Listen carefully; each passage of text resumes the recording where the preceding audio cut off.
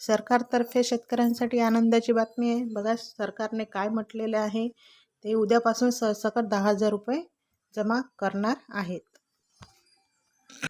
आज मला आनंद आहे, शेतकऱ्यांकरता आपल्या सरकारने अनेक चांगले निर्णय घेतले. धानाच्या शेतकऱ्यांना आज मला आनंद आहे, शेतकऱ्यांकरता आपल्या सरकारने अनेक चांगले निर्णय घेतले. धानाच्या शेतकऱ्याला आपण 20,000 रुपये त्या ठिकाणी बोनस दिला. मागच्या काळामध्ये कापूस आणि सोयाबीनच्या शेतकऱ्याला त्या ठिकाणी भाव कमी मिळाला तर त्यालाही आपण 5,000 रुपयाचा बोनस देण्याचा निर्णय घेतला. मला सांगताना आनंद वाटतोय, पुढच्याच आठवड्यात 21 तारखेपासून शेतकऱ्यांच्या खात्यामध्ये पैसे जमा करणं आम्ही सुरू करणार आहोत. कापूस आणि सोयाबीनचे पैसे हे शेतकऱ्यांच्या खात्यामध्ये त्या ठिकाणी जाणार आहेत. मला अनेक शेतकऱ्यांनी सांगितलं की आम्हाला एक अडचण वाटते, जी तुम्ही ई पीक पाहणी केली ते ई पीक पाहणीमध्ये आमचं नाव आलं नाही, आम्हाला हे पैसे मिळतील की नाही. मी सांगितलं काळजी करू नका, ई पीक पाहणीत जर तुमचं नाव आलं नसेल तर 7/12च्या उतार्यावरनं देखील तुम्हाला पैसे देऊ, पण कोणालाही पैशापासून वंचित ठेवणार नाही. सगळ्यांना हे पैसे देण्याचं काम आपण करू. आज तुम्ही बघा, आपण 1 रुपयात पीक विमा ही योजना सुरू केली. एकट्या या मतदारसंघामध्ये बंटी बांगडियांच्या प्रयत्नातून 90 कोटी रुपयाचा पीक विमा जमा होतोय.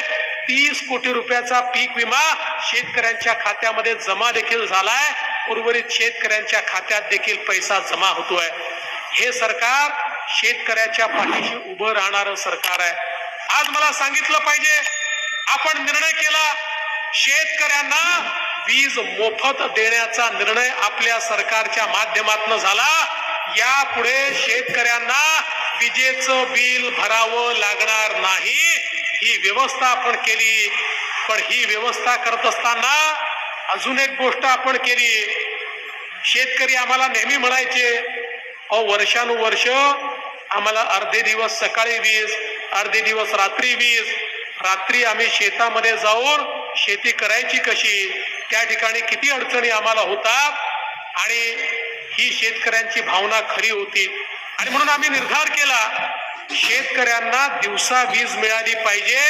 आणि म्हणून दिवसा वीज देण्याकरता आम्ही या ठिकाणी कृषी वाहिनी, सौर कृषी वाहिनी, सोलर कृषी वाहिनीची योजना आणली. मला सांगताना आनंद वाटतो, या वर्षामध्ये 12,000 मेगावॅटच्या सौर कृषी वाहिनीचं काम मी सुरू करून टाकलेलं आहे. 2 वर्षात केवळ 18 महिन्यामध्ये काम पूर्ण होईल. आणि 18 महिन्यात हे काम पूर्ण झाल्याबरोबर आमच्या शेतकऱ्यांना 365 दिवस दिवसा 12 तासाची वीज ही मोफत त्या ठिकाणी मिळेल. कोणालाही रात्रीच्या विजेची आवश्यकता पडणार नाही. आम्ही पहिले व्यवस्था केली, या सौर ऊर्जेमुळे आमची सबसिडी वाचते आहे. आज या ठिकाणी सांगितलं पाहिजे की आपण जी शेतकऱ्याला वीज देतो, आपल्याला 8 रुपयाला ती वीज पडते. शेतकऱ्यांकडनं आपण 1.25 रुपया घेतो. पण आपण जी सोलरची सौर ऊर्जा तयार करतोय ती आपल्याला केवळ 3 रुपयामध्ये पडते. म्हणजे युनिटच्या मागे 5 रुपये आपले वाचतात. म्हणजे आता जी क्रॉस सबसिडी आपण देतो ती सबसिडी आपली जवळजवळ 15,000 कोटी रुपये वाचणार आहे. आणि शेतकऱ्यांना मोफत वीज देण्याकरता आपल्याला 14,000 कोटीच रुपये लागणार आहेत. म्हणजे 1,000 कोटी रुपये आपण वाचवणार आहोत. ही योजना अशी नाहीये खिशातनं पैसे टाकण्याची. 3 वर्ष खिशातनं पैसे टाकायचे आहेत. 3 वर्षानंतर खिशातनं एकही पैसा न टाकता शेतकऱ्यांना मोफत वीज त्या ठिकाणी राज्य सरकार देऊ शकणार आहे. आणि म्हणून ही जी योजना आम्ही केलेली आहे, ही योजना चिरकालपर्यंत चालू राहील. यापुढे आमच्या शेतकऱ्यांना कधीही आपल्या वीज पंपाचे पैसे किंवा जी शेती करता वीज वापरतात त्याचं बिल भरावं लागणार नाही. अशा प्रकारची व्यवस्था ही आपण या ठिकाणी केली आहे.